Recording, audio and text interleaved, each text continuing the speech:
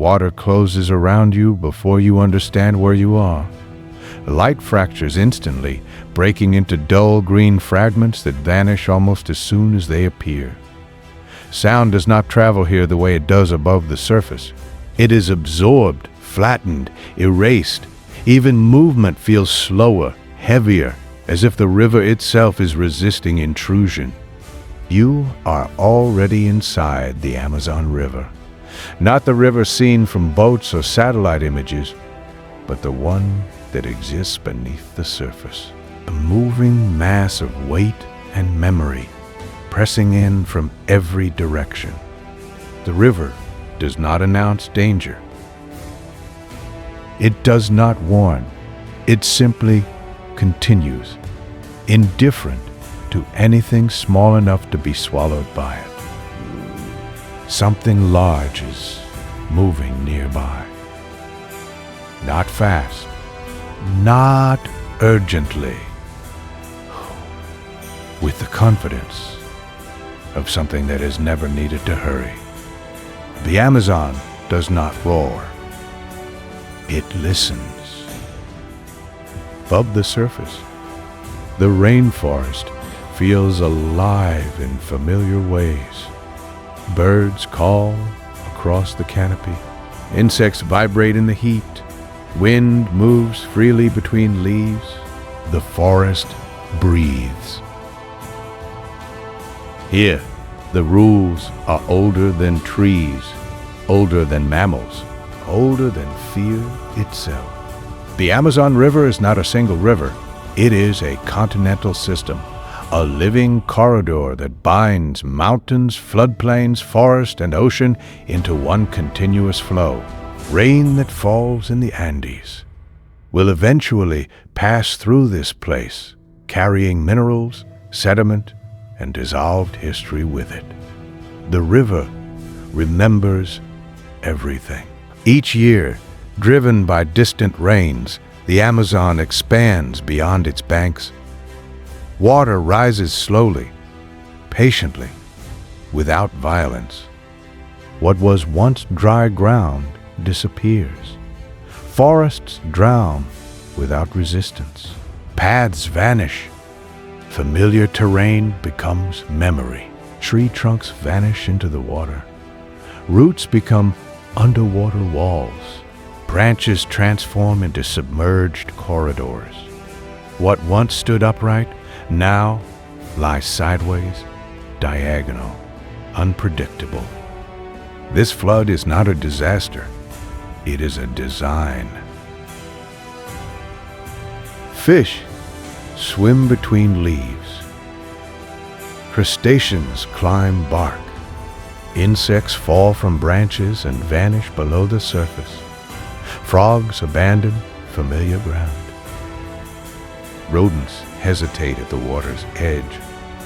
Predators follow these movements with ancient familiarity. The forest becomes water, the water becomes forest, and every species must adapt or vanish. The flood does not arrive all at once. It begins far upstream, beyond sight and beyond sound. Rain falls in distant mountains, soaking valleys that will never see this forest. Weeks later, the Amazon responds. Water rises by centimeters at first, barely noticeable, a change only the most attentive animals detect. Roots that were dry yesterday now glisten. Burrows begin to fill. Ant trails dissolve. The forest gives warnings long before it disappears. Some animals move early, others wait. Waiting is often a mistake. Capybaras linger near familiar crossings, returning to the same entry points year after year. Memory tells them this place was safe before. Memory does not account for change. Currents strengthen, visibility collapses. Submerged branches shift position. A crossing that once took seconds now takes minutes. Minutes are expensive. Fish face a different calculation. Floodwater opens access to food-rich forest floors, but it also scatters signals. Schools fragment as individuals explore. Communication weakens. Cohesion breaks down. Predators notice immediately. Uncertainty is exploitable. Visibility beneath the Amazon is measured in seconds. Fine sediment hangs permanently suspended in the water, turning sunlight into a diffuse haze. Shapes dissolve into silhouettes. Distance becomes impossible to judge. What appears far away may already be within reach. For humans, this environment feels disorienting, even hostile. Orientation disappears. Depth loses meaning. Panic comes easily. For predators, it is ideal. Sight is unreliable here, so most hunters do not depend on it. They listen. They feel. They sense. Pressure waves ripple through the water with every movement. Vibrations travel through skin, muscle, and bone. Chemical traces leak into the current, carrying information about stress, injury, and fear. Fear has a taste. Some animals have evolved to read these signals with extraordinary precision. Others have gone even further. They sense electricity itself. Resting along the riverbed, partially buried beneath silt and drifting leaves, lies one of the Amazon's oldest hunters, a large black caiman. An adult black caiman can exceed the length of a small boat. Its body is armored with thick, interlocking scales that deflect teeth and claws. Its eyes sit high on its skull, allowing it to watch both above and below the surface without moving. The black caiman does not patrol. It waits. Its metabolism is slow. Its patience is absolute. Hours pass without movement. Fish pass overhead. Schools of characins and catfish move between submerged roots. Capybaras swim cautiously from one flooded island of vegetation to another. Even jaguars, powerful and confident, enter the water when the forest demands it. The caiman does nothing until the river delivers opportunity directly to its jaws. The strike is explosive and brief. One movement, one correction. The water closes instantly. There is no prolonged struggle, no dramatic chase. The river absorbs the sound. The surface smooths itself. Silence returns. Time is this predator's greatest weapon. But the black caiman is not alone.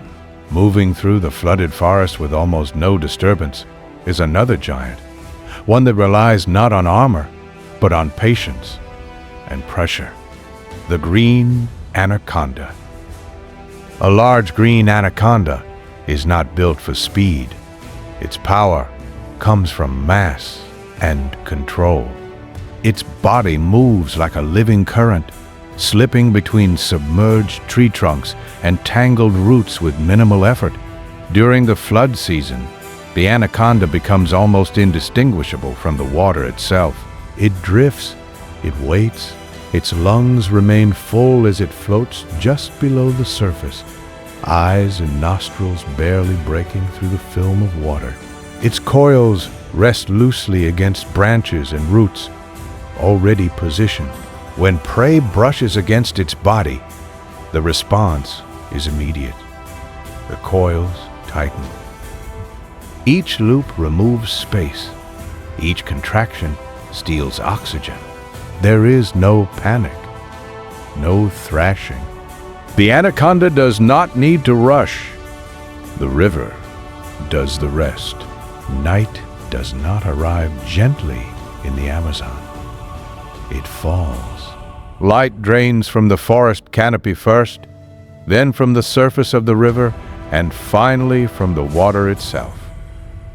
What remains is not darkness, but density. Space feels compressed. Distance collapses. Sound becomes the dominant sense. This is when the river changes character. During the day, movement is cautious.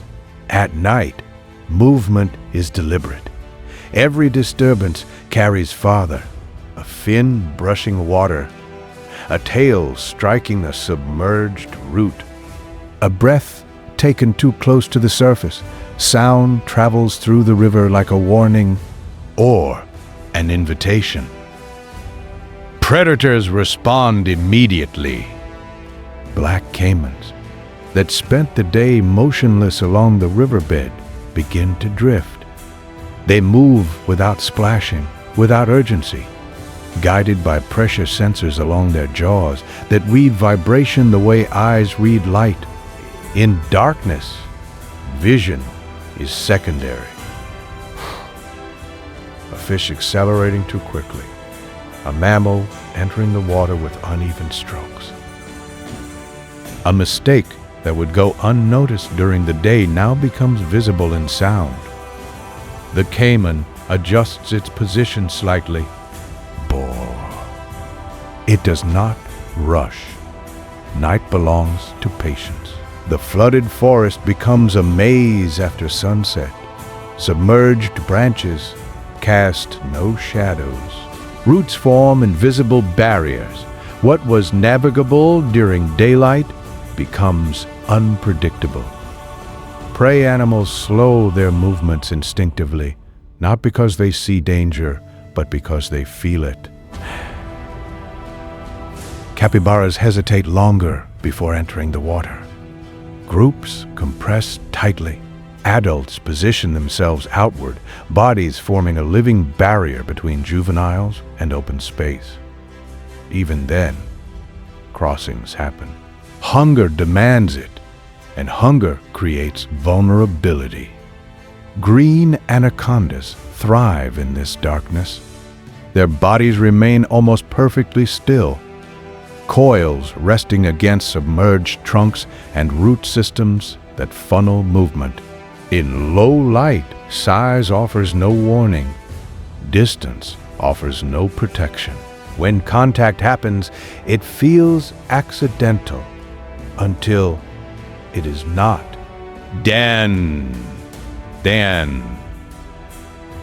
Be-wa. A parrot be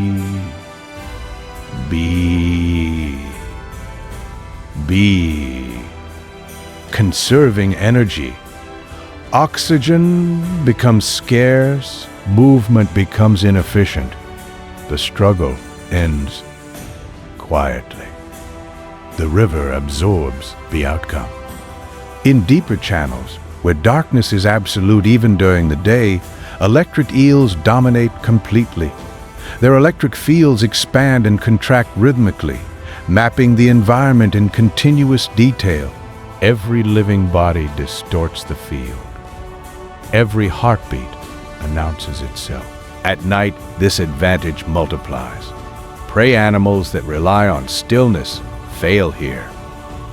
Stillness does not hide electrical activity, it reveals it. A sudden discharge floods the water. Muscles lock. Control vanishes. For a moment, even predators nearby pause. Then feeding resumes. Authority in the Amazon is not loud. It is decisive. As days shorten and water levels continue to fall, the river enters its most dangerous phase, compression. Channels narrow, floodplains drain. What was once expansive becomes crowded. Territories overlap. Escape routes disappear. This is when predators encounter one another more frequently. Black caimans cross paths with anacondas. Electric eels occupy channels once dominated by fish schools. Piranhas gather in dense formations, testing the boundaries of safety constantly. Contrary to myth, piranhas do not attack blindly. They probe. They wait for injury, for exhaustion. Vicious. One bite means nothing. 100 bites mean erasure. Even so, piranhas yield space when larger predators pass. Hierarchy in the Amazon is not negotiated, it is enforced. Humans feel this shift as well. Boats move more cautiously. Engines idle longer. Nets are set quickly and retrieved faster. Noise changes behavior long after it fades. Predators adapt. Black caimans alter resting locations in response to repeated disturbance. Anacondas avoid channels with frequent traffic. Fish learn to associate certain vibrations with danger, even when no immediate threat follows. Absence becomes its own signal. When fishing pressure increases, prey populations thin. Predators respond by expanding territories, increasing competition, and altering hunting schedules. Balance shifts subtly, then permanently. The river does not adapt quickly to sudden change. It absorbs it and remembers. Blue, even giants do not rule forever. Scars accumulate, slow. A caiman that dominated its territory for decades misses a strike. An anaconda coils a fraction of a second too late. In the Amazon, failure is not punished. It is replaced.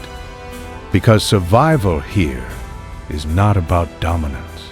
It is about timing. What makes the Amazon's underwater world truly deadly is not violence. It is precision.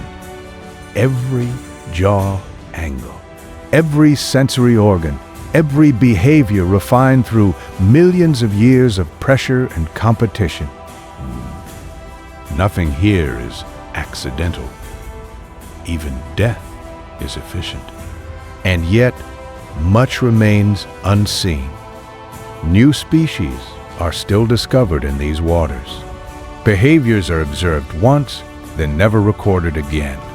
The Amazon is changing faster than science can document it. Deforestation alters sediment flow. Dams rewrite currents. Climate change disrupts flood cycles that have governed life here for millennia. When systems this old break, they do not collapse loudly. They unravel. Predators lose prey. Prey lose shelter. Balance thins. Quietly. Still, the river flows. Black caimans still patrol the depths. Green anacondas still drift through flooded forests. Electric eels still map the darkness with invisible fields. Unseen, unacknowledged, waiting. Because the Amazon does not reveal itself all at once. It reveals itself in layers to those patient enough to descend. And beneath this world of jaws, coils, and currents, another design waits, not beneath the water, but woven across every ecosystem on Earth. Structures built for vibration, bodies tuned for ambush, forms that feel engineered rather than evolved. The river leaves us with one final question. If this is what patience creates, what happens when patience takes a different shape? There are moments in the Amazon when nothing happens. No splashes, no sudden movement. Whoa. No visible threat. The river appears calm, almost empty. The surface smooths itself. Sediment settles. Even sound seems to retreat. This is the false calm. It arrives after pressure, after compression, after conflict. Prey animals begin to move again, cautiously at first, then with growing confidence. Fish loosen their schools. Capybaras extend their foraging time. Crossings resume. The river appears forgiving. It is not. False calm is not safety. It is reset. Predators do not leave during these moments. They conserve. They reposition. They wait for behavior to normalize. Normal behavior is predictable. Predictability is lethal. Black caimans sink deeper during these periods, resting motionless along channels that appear inactive. Their bodies blend with submerged logs and silt banks. Only their eyes remain aligned with the surface, tracking patterns rather than individuals. Patterns never lie. Green anacondas loosen their coils and drift, relocating slowly through flooded corridors until they find new funnels of movement. A fallen branch, a narrow gap between roots, a place where traffic must pass. Electric eels reduce discharge frequency, conserving energy. Their electric fields remain active, but quieter, broader, patient. The river holds its breath. Time passes differently here. Days blur together. Water levels stabilize. The forest feels temporarily balanced. This is when human observers often misjudge the system, assuming danger has passed. Bad. It has not. The Amazon does not resolve tension. It stores it. When activity resumes, it does so unevenly. A caiman strikes once after days of stillness. An anaconda feeds after weeks of waiting. An electric eel discharges without warning in a channel that seemed inactive moments before. These are not reactions. They are scheduled outcomes. Human absence becomes noticeable in these phases. Where boats once passed daily, silence returns. Nets are removed. Engines stop. The river adjusts again, not toward peace, but toward rebalancing. Fish reoccupy abandoned channels. Predators follow. Territories expand cautiously, then assertively. Absence is not neutral. It is information. Big. This is where modern pressure becomes most dangerous. Climate patterns shift flood timing. Rains arrive earlier or later. Water rises too fast or not enough. Animals that rely on memory lose their advantage. Memory becomes liability. The Amazon has always changed, but never this quickly. Precision systems tolerate variation. They do not tolerate acceleration. Over time, the changes compound. Predators that once dominated lose consistency. Prey species that relied on specific timing fail to adapt. Replacement occurs, but replacement is not balance.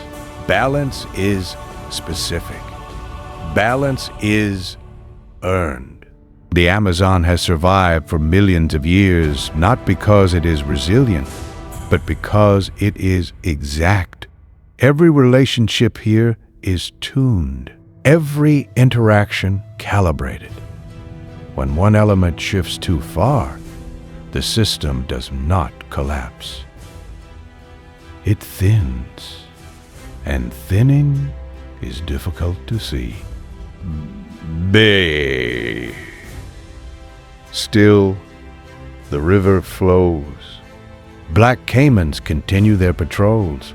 Green anacondas drift through flooded forests. B.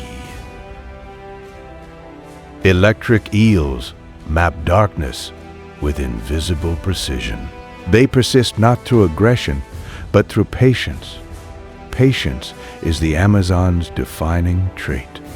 And patience does not belong only to the river. Across the planet, in forests, deserts, caves, and homes, another lineage has perfected it. Architects of vibration, designers of traps, bodies built to wait longer than their prey can think. They do not rely on strength. They do not rely on speed. They rely on inevitability. The Amazon teaches us how such designs survive. It prepares us for what comes next. Because once you understand patience in the river, you begin to recognize it everywhere. For long stretches of time, nothing happens. The river moves, but slowly. Leaves drift without urgency. Small fish hover in place, expending just enough energy to remain where they are. Even predators seem absent. This is not peace. It is assessment. In the Amazon, stillness is never empty. It is filled with calculation. A black caiman rests beneath a collapsed tree, its body pressed into the silt. It has not fed for days. It does not need to. Its heart rate slows. Energy is conserved. The caiman is not waiting for hunger. It is waiting for error. Nearby, a large green anaconda remains coiled loosely around a submerged root system. Its muscles are relaxed, but never inactive. Sensory input continues uninterrupted. Water pressure, temperature shifts, the faint vibrations of distant movement. Nothing is wasted. Electric eels patrol deeper channels in slow arcs, releasing low-level electric pulses that map the environment continuously. The field expands, contracts. Every living thing is counted. Time stretches. Minutes feel longer here. Hours pass without event. This is the rhythm most observers never see because it offers no spectacle. But this is where survival is decided. Prey animals begin to relax. Fish drift farther from cover. Schools loosen. Individual spacing increases. Capybaras spend more time feeding at the water's edge, extending their exposure by seconds at a time. Seconds accumulate. The strike, when it comes, is almost disappointing in its simplicity. A caiman lunges once, precisely, correcting mid-motion as water resistance shifts. The target disappears beneath the surface. The river closes. Silence resumes. Nearby animals do not flee. They pause. They process. Then they adjust their behavior slightly, just enough to survive another day. This pattern repeats across the system. An anaconda feeds once, then relocates. An electric eel discharges, then vanishes into deeper water. Each action is isolated, efficient, final. There is no escalation, no frenzy, only continuation. From an evolutionary perspective, this is the Amazon's greatest lesson. Power is expensive. Speed is unreliable. Patience scales. Predators that wait longer outcompete those that act quickly. Sensory systems that gather information continuously outperform those that rely on reaction alone. Over millions of years, this pressure shapes bodies and minds. Muscles favor endurance over explosiveness. Nervous systems prioritize filtering over reflex. Behavior becomes conservative, precise, inevitable. This is not aggression. It is optimization. The Amazon did not produce its giants by accident. Large predators thrive here because the system rewards restraint. Energy saved today becomes survival tomorrow. Survival tomorrow becomes reproduction. Reproduction becomes lineage. Lineage becomes dominance. Damn. As human influence accelerates change, this balance is tested. Rapid shifts favor opportunists in the short term but destabilize systems in the long term. Species that evolve for patience struggle when timing collapses. The Amazon adapts slowly. It always has. The danger is not collapse. The danger is replacement without understanding. Still, the river persists. It always has. Beneath the surface, the same designs continue their work, waiting, measuring, acting only when certainty is absolute. The Amazon does not reward bravery. It rewards restraint. And once you learn to recognize this pattern, it becomes impossible to ignore. Because patience is not unique to rivers. Across forests, caves, deserts, and human structures, the same evolutionary logic appears again and again. Bodies built to wait. Senses tuned to vibration. Traps designed not to chase, but to guarantee. The Amazon teaches the language. The next world speaks it fluently. And it is already closer.